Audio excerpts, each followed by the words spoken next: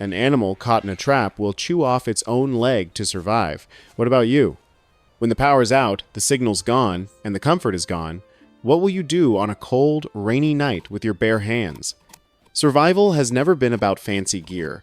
It's wisdom forged by fire, smoke, and time. Medieval people didn't wait for a miracle. They made everything themselves, from pebbles, plant fibers, leather, and wood, and most of it still works today. Sound a little crazy?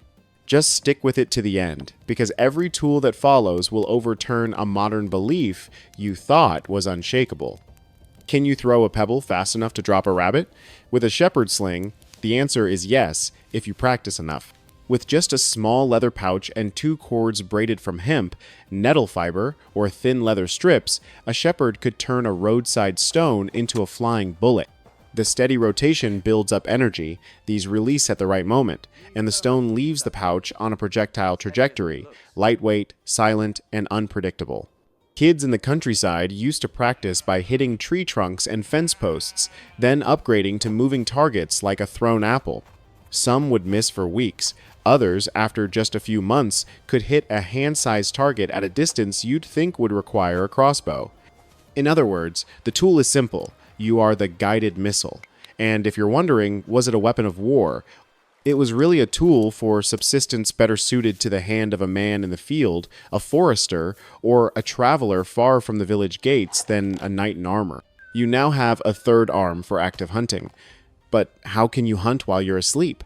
You need something that works for you while your eyes are closed. That's why the spring snare, or sapling snare, exists. Don't confuse this with a modern rubber slingshot. This is a flexible young sapling, pulled down and held by a trigger mechanism. The noose is laid across a game trail, a burrow entrance, or the edge of a ditch where the prey walks, not where you guess. The moment it touches the bait, the trigger releases. The sapling snaps up, tightening the noose and lifting the animal off the ground. Pros: silent, energy saving, reusable. Cons: put it in the wrong spot and you get nothing. That's why the ancients used their eyes more than their knives, looking for fur rubs on tree bark, fresh droppings, narrow paths worn into the grass, new mud tracks. Setting a few dozen small traps is more effective than one perfect trap, and again, this may be illegal where you live. Consider this historical survival knowledge, not an invitation to break the law. You've got food, but if it pours rain for 3 days, how do you start a fire when everything is soaked? The tinder box, the fire-carrying box, was something medieval people carried like a dagger. Inside was flint, a piece of carbon steel, and proper tinder. Not just any dry grass will do. The premium tinder back then was charred linen or amadou, the soft brown layer of the tinder fungus, Fomes fomentarius, processed with ash, lye, and beaten thin. You strike the steel against the sharp edge of the flint. Hot sparks fall into the tinder, and the tinder doesn't flame. It smolders a red coal like a cat's eye. You transfer that coal into a nest of fluffed-up grass or fine-shaved bark and blow steadily. A wisp of blue smoke, a crackle, and then a living flame. You can't replace that feeling with a gas lighter, especially when your hands are frozen and every twig looks like it just took a bath. And since we're being honest, cotton wasn't common everywhere in the Middle Ages. Linen and amadou were the reliable tinders in Europe back then. You're holding a breathing ember in your hand, but what if you lose your flint and steel, or it's so damp the sparks die? There's still an ancient, elegant backup plan. The bow drill fire from a bow wasn't invented in Europe, but medieval people used it when they had no steel. The setup has 5 parts. A bow with a string can be plant fiber, rawhide, a spindle, a hearthboard, a bearing block bone, stone, hardwood, and tinder. The golden rule: the board is 1 step softer than the spindle, the wood is straight-grained, and it's dry under 12-15% moisture. Willow or poplar can make the board, hazel or spindle tree for the spindle. Carve the spindle tip into a shallow hole on the board and cut a notch to catch the wood dust. Wrap the bowstring once around the spindle, left hand pressing down on the bearing block, right hand sawing the bow back and forth. A steady rhythm slow to create black dust, then speed up and add pressure to heat that dust into a red coal. That coal, resting on a waiting leaf, is transferred to the tinder nest. And you know the rest. The The bow drill demands skill, calm, and the right materials, but it teaches an unforgettable truth. You can birth fire from friction and patience. Having fire changes the world. A cold night becomes a warm one. Raw meat becomes a meal. Cloudy water becomes clean tea. But fire is just the start. You need a field kitchen you can set up in 1 minute. On a rainy afternoon, you build a folding wooden tripod with just 3 straight branches, a square lashing or diagonal lashing, and a few shallow notches. It opens up like a camera tripod, the forks at the top locking together. From the center, you hang a clay pot, a metal kettle, or a meat skewer. When not cooking, you add crossbars to make a smoking rack a low fire, lots of smoke, maybe some damp wood for a thick, fragrant smoke. Meat cut into strips or cleaned fish are hung like a curtain. Mushrooms and herbs are laid on a tray woven from willow branches. The smoke draws out water, changes the pH, and infuses the surface with preserving phenols enough to last a few days or weeks, with the rest hidden somewhere cool. The tripod is also a rack for drying wet clothes, a frame for stretching hides. It's the all-in-one kitchen for the person who carries no kitchen. A leg breaks? Get a new branch. The rope burns? Twist fresh bark into cordage. No rust, no bending, no scratching. You have fire and a kitchen. Now for the hardest problem of the hot season, keeping food from rotting without electricity. Before refrigerators, there was earth and water. The principle of evaporative cooling appears in many cultures, and the modern variation is often called a zier pot or pot in pot, 2 unglazed clay pots, the smaller one inside the larger, with the gap between them filled with damp sand. Water evaporating from the outer pot's wall pulls heat away, cooling the inner chamber. Place it in the shade, give it a light breeze, keep the sand wet, butter softens less, yogurt sours slower, vegetables stay crisp for a few extra days. In hot, dry climates, the effect is immediate. In humid ones, it's reduced but still better than open air. Don't expect it to become a freezer. Think of it as a cold shadow you can put on your porch. Need longer storage? The ancients dug down. The root cellar relies on the Earth's stable temperature, cool in summer, above freezing in winter. Walls lined with stone or wood, shelves raised off the ground, layers of straw or sand as cushions, and ventilation pipes for slow airflow. Root vegetables like 85-95% humidity, apples should be separate as their ethylene gas ripens other things. A heavy door blocks rodents. The floor is sprinkled with ash, charcoal to absorb odors. You have fire, a kitchen, a cooler, and a natural cold storage locker. But how do you get a roof over your head if all you have is a hatchet and some rope? Medieval people, poor in iron nails, used wooden pegs and lashings.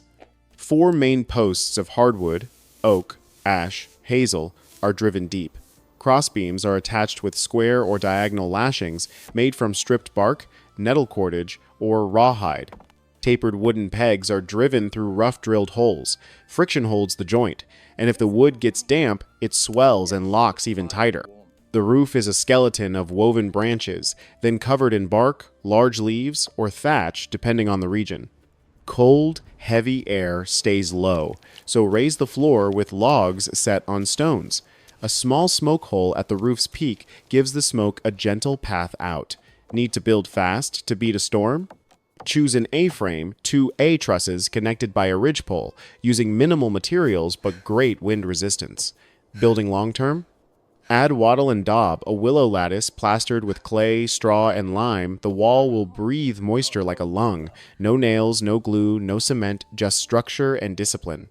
Even with a solid roof, the water you drink can still kill you faster than starvation. The ancients intuitively understood a truth. Let water pass through enough earth, and it will get cleaner. So what did they do when they scooped cloudy water from a puddle or cistern? They built a gravity-fed layered filter, a wooden bucket or clay pot with a hole in the bottom, stacked from the bottom up, with gravel-washed fine sand, crushed charcoal, and a layer of cloth, moss on top as a pre-filter. The sand traps fine particles. The charcoal absorbs odors, tastes, and some impurities, improving foul, stagnant water. It only works if the water flows slowly. If it rushes, it just passes through. But don't get delusional. Regular wood charcoal isn't modern activated carbon. It improves. It doesn't sanctify. After filtering, you must boil to a rolling boil or use another disinfection method before drinking. Monasteries sometimes built stone basins to filter rainwater, passing it through ash and sand clean enough to cook or wash with, but not guaranteed safe to drink raw. The lesson here isn't a quick hack, it's patience. Have you noticed? All the tools we've covered share one characteristic. All these tools work with nature, not headbutting it. The sling uses inertia. The spring snare uses the sapling's tension. The tinderbox holds a breathing ember instead of demanding a flame. The bow drill coaxes heat from friction. The tripod hangs the pot so the fire can embrace it. The zeer pot borrows the wind. The root cellar borrows the earth's thermal mass. The water filter borrows gravity. In the modern world, we're used to forcing materials. The ancients persuaded them. You might say, great, but how do I use this? You don't need to live like it's 1200. Pack a pocket tinderbox with flint, steel, or a ferro rod, some amadou or charred linen, and a small tinder nest when you go camping. You have a plan B if your lighter fails. Make a tripod and smoking rack in your backyard. Try a pot in pot on a shaded balcony. Record the temperature inside and out for 24 hours to calibrate your expectations. Build a mini layered filter from a cut plastic bottle, washed sand, and charcoal and boil the water after. And, most importantly, practice with a sling, using a wool ball in an empty field, far from people. Everything has a safe, legal, everyday version. The only price is your time. But the reward isn't a collection of props, it's a set of livable skills. When you blow that first flame from a pea-sized coal, you change how you see your own capabilities. When you hang a pot on a tripod and control the heat, the meal is no longer a matter of luck. And don't be afraid to make it ugly. The ancients built to survive the storm, not for an Instagram post. An ugly drainage ditch that keeps your foundation dry is worth more than 10 photos. Now for a little myth busting. A thatch roof isn't automatically a fire trap if thick, steep, and well maintained. It's very tough. Charcoal in a filter does not replace boiling. It's a preparatory step. The bow drill isn't impossibly hard. Right wood plus right moisture plus right rhythm equals a coal. A shepherd's sling is not a toy. Don't use it near people, houses. Trapping can be illegal. Don't do it unless you are certain of the laws or in a true survival situation. Still here? Good. Now, imagine tomorrow you have to leave your home for a day due to a massive power outage. You can only pick one of these items to bring. What do you choose? The sling for protein? The tinderbox for fire? Or a knife and cord to build a shelter and tripod? Comment your choice and why the why is the interesting part. Before you click away, if you want to see us do a real-world demo, shooting a sling in slow-mo, catching a spark on amadou in the rain, comparing a zeer pot in humid versus dry air, digging a mini root cellar with ventilation, or building a filter and boiling the water, then hit subscribe and ring the bell. In the next part, we'll take a medieval survival bag into the woods, start a fire with flint and steel in the rain, cook dinner on a tripod, and measure the pot in pot's temperature all night. No expensive gadgets, just hands, wits, and the principles that have kept humans alive for centuries. If this video made you feel that less gear, more skill is a trustworthy strategy, share it with a friend. And remember, the animal in the trap will chew its leg off to live. You have the chance to learn before you're in the trap, so you don't have to make the worst choice when the storm hits.